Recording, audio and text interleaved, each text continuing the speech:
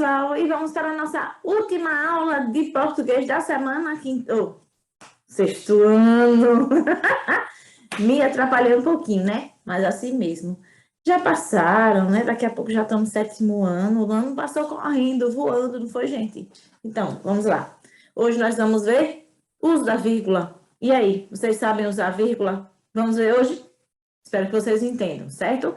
Uma breve explicação, mas espero que vocês entendam tudo direitinho. Lembra? Engasguei. Lembrando que, né, qualquer dúvida, né? Ô tia, como é que se faz isso? Ô tia, então professora, né? Para aqueles que não gostam de chamar de tia, né? Então vamos lá. Tia isso, tia aquilo, certo? Ou professora. Vai lá, pergunta, ok? Vamos para o nosso slide e depois vamos para o livro didático de vocês. Vamos lá, galerinha? Compartilhando o slide.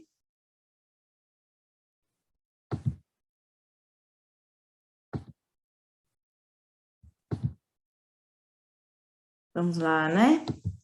Vírgula, vírgula, vírgula, né? Ela é usada sempre que a gente pode, no caso, que a gente está precisando, desejando, né? Separar nomes próprios de lugar seguido de data. Exemplo, né? Aqui, quando a gente vai escrever uma carta. São Paulo, 12 de novembro de 2009. Então, se a gente precisa separar ali o nome da cidade, né? Nome do lugar, seguido de data, então a gente vai lá e vírgula nele, certo?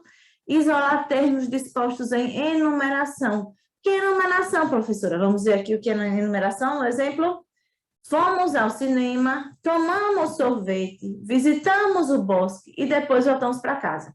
E aí? Você não podia chegar e dizer, fui ao cinema, tomamos sorvete, visitamos o bosque e depois voltamos para casa. A gente não pode dizer isso. Então, tem que dar aquela respiradinha, né, gente? Então, fomos ao cinema, tomamos sorvete, visitamos o bosque e depois voltamos para casa, certo? Olha aí como é essa enumeração. É quando a gente quer citar várias coisas, uma do ladinho da outra, então a gente tem que colocar aquela vírgulazinha que é para dar aquela respirada, certo? Separar expressões explicativas, continuativas ou corretivas, relativas à correção de alguma coisa que a gente quer fazer. Então, vamos ver. Isto é, por exemplo, aliás, etc, etc, etc. Ou seja, tem mais algumas por aí, né? Exemplo, amanhã, ou melhor, depois de amanhã, viajaremos para a casa de meus avós. Então, o que é que acontece? Ele corrigiu, ao invés de ele disse amanhã, mas aí depois ele corrigiu. Ou melhor, depois de amanhã, viajaremos para a casa de meus avós, né? Então, deu uma ideia de correção. São muitas as utilidades da vírgula. Por exemplo, separar elementos expressos numa ideia, no caso, ideia de explicação, certo? Vamos para a próxima. Separar aposto e vocativo. Vamos lá, separar aposto e vocativo. Beatriz, minha amiga de minha prima, né? Vejam aí, aposto. Por quê? Porque ele está explicando quem é Beatriz, certo?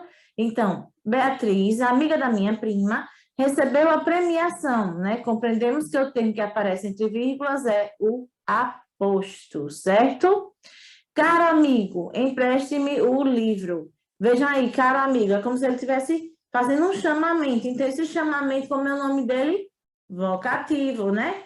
Caro amigo, empreste-me o livro. O termo que se encontra sublinhado representa o vocativo, certo?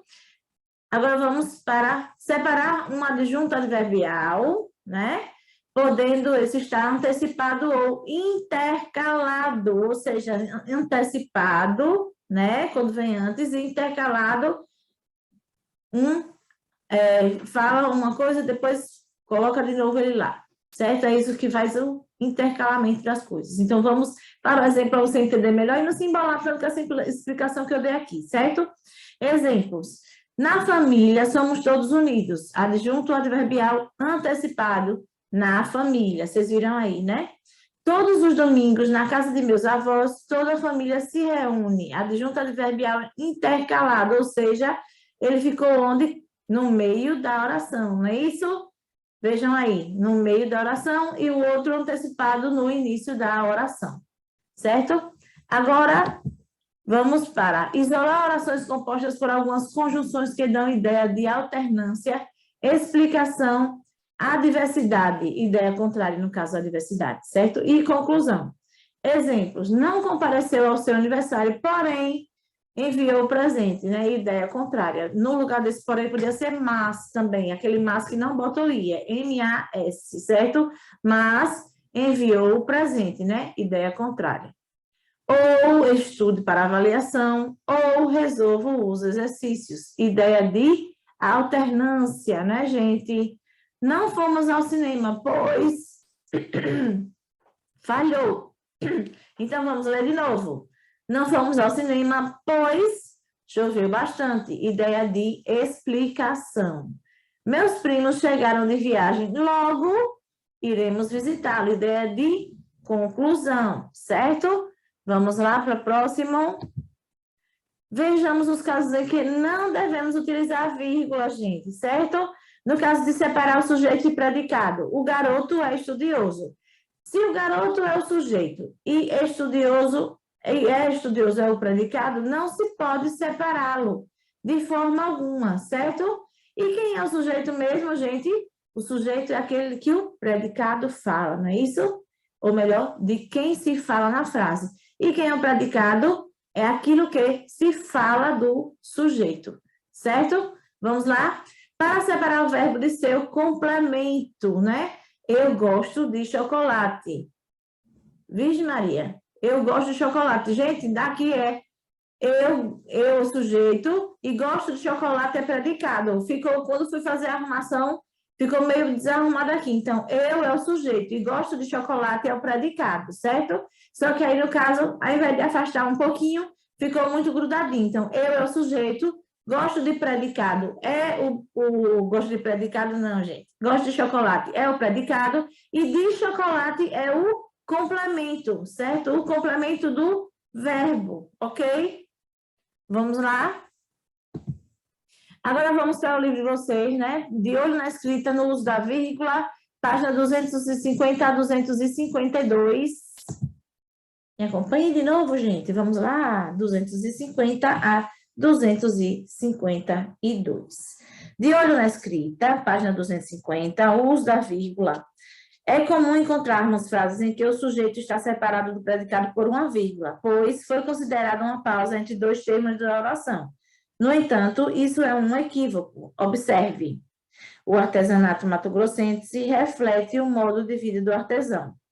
Ainda que o leitor dessa frase quisesse dar uma pausa entre o sujeito e o predicado, ele não poderia separar os dois termos com uma vírgula dessa maneira.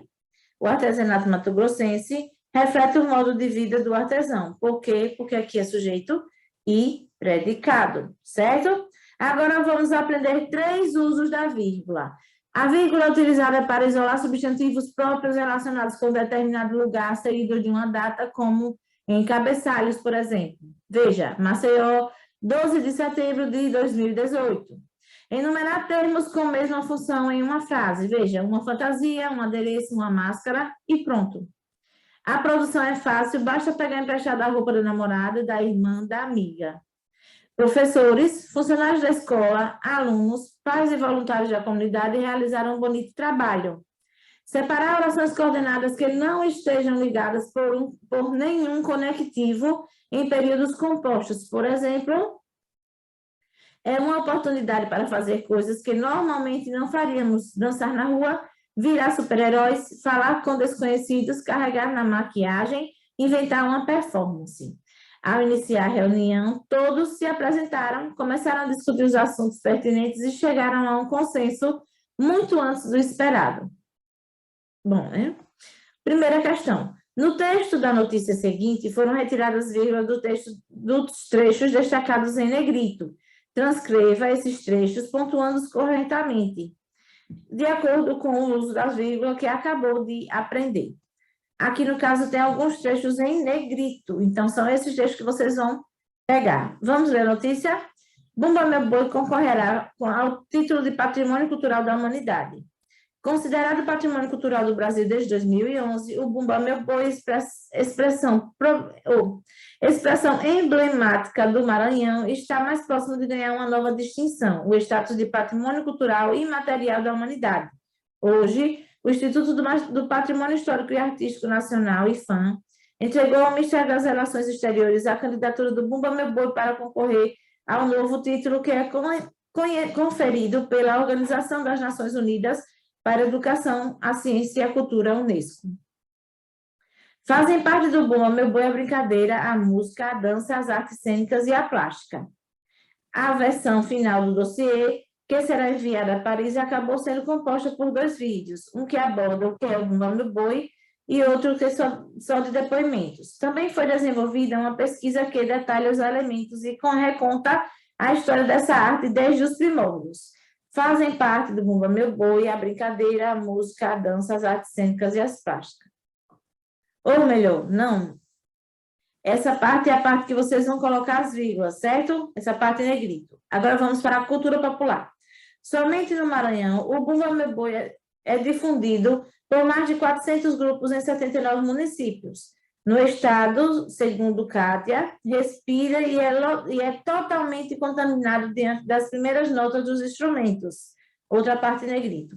A manifestação é dividida em 5 estilos principais, conhecidos como sotaques, matraca, orquestra, zabumba, baixada e costa de mão. Agora vamos para o resto do texto, na página 252. Você poderia fazer milhões de recortes no boi. O boi de orquestra não tem nada a ver com o de matraca, que não tem nada a ver com costa de mão. É uma diversidade tão grande, não só de coreografia, de musicalidade, de religiosidade. Então, como foi tudo aqui. Agora, outro período para colocar vírgula. Tem os bois dos encantados, tem o boi ligado aos terreiros, tem ligado à religião católica e dos festejos de Minas. O boi é batizado, depois morre e ressuscita. O ano inteiro, esse ciclo do boi, que é a própria vida da gente, completou. Segundo Kátia, que é historiadora maranhense e funcionária do Instituto há 38 anos para o povo do seu estado natal, o boi é uma questão muito séria, que traduz a própria vivência das pessoas. A gente fala até em sociologia do boi e antropologia do boi. Em outros pontos do país, como a região sudeste, por exemplo, o Bumba Meu Boi muda o nome para boi pintadinho. Em Santa Catarina se chama boi de mamão. Né, gente? Cada lugar com seus costumes, por isso a mudança de nomes. 2. Justifique o uso da vírgula em cada um dos casos. Vocês vão colocar as vírgulas das partes em negrito e vão justificar o uso delas em cada um dos casos com uma regrinha que vocês viram aqui no livro e no slide, certo? 3. Releia abaixo o título da notícia acrescentado de uma vírgula. Comente o uso inadequado dessa vírgula. Bumba Meu Boi concorrerá ao título de Patrimônio Cultural da Humanidade. E aí, gente, já falei aqui várias vezes sobre isso. Porque esse uso está inadequado, ou seja, incorreto, certo? Bom, nossa aula acaba por aqui. Meu Deus, última aula da semana. Próxima semana tem mais, calma aí, não sintam saudade não, ok? Brincadeiras à parte, né? Gente, curtam o vídeo, certo? Comentem o vídeo. Lembrem de usar máscara, de usar álcool para fazer a limpeza das mãos, certo? E vamos para a nossa despedida virtual. Um abraço apertado, um beijo no coração e até a próxima com fé em Deus.